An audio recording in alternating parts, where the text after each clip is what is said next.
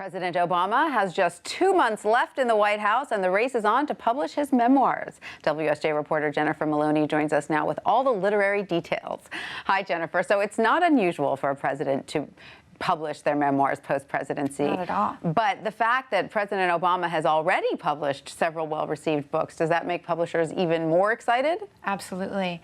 They are very excited to get the chance to bid for his presidential memoir. He has 2 memoirs already published, the first in 1995 before he was an elected official.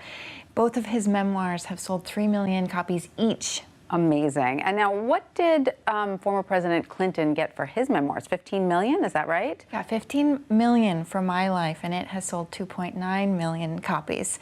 So it's safe to assume that whatever President Obama gets, it's going to be in that ballpark, no? Yes, that's what publishing executives say, that he could match that. Absolutely. Now, does Crown Publishing House have an inside track here? Doesn't he already have a contract with them? He has an existing contract with Crown, and he owes them one nonfiction book on a subject to be determined. However, that doesn't mean that his presidential memoir will go to Crown. His contract has some flexible language on the delivery date of that book, so it's possible that he could sell a presidential memoir to someone else and then come back at a later date to Crown to deliver that book. That would make sense from a financial perspective, because then he could start a bidding war with other publishing houses, correct? He could. He could sell his presidential memoir for a lot more than Crown has already paid him. Right. All right. Now, let's not leave Michelle Obama out of all of this. I'm sure that a book from her would be very well received by publishers, correct? Absolutely.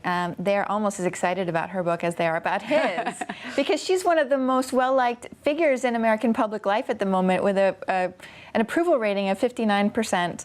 So, and she's a wonderful speaker. Publishing executives say that her popularity, her speaking skills mean that they basically would publish any book she wants to write. Absolutely. She would do so well promoting it, and absolutely so much interest in that for sure. Now, is there an equal amount of interest for a sort of juicy, behind-the-scenes, tell-all look at Donald Trump's campaign?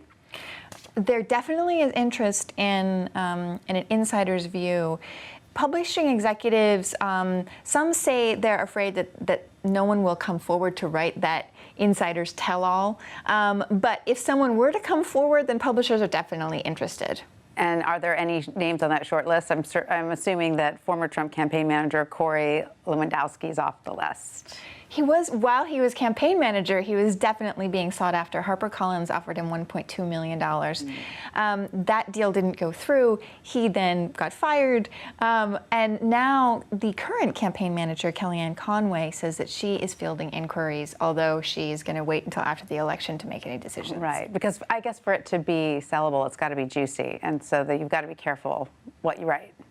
Well, right. There are a couple of considerations here. I mean, there may be NDAs that prevent a campaign insider from doing the juicy tell-all. Sure. Or staffers may be concerned about getting future work. That's right. They spill all on their former boss. Don't want to burn those bridges. But that hasn't stopped publishers from trying. I'm sure it won't. Jennifer, thank you so much for that. Thanks.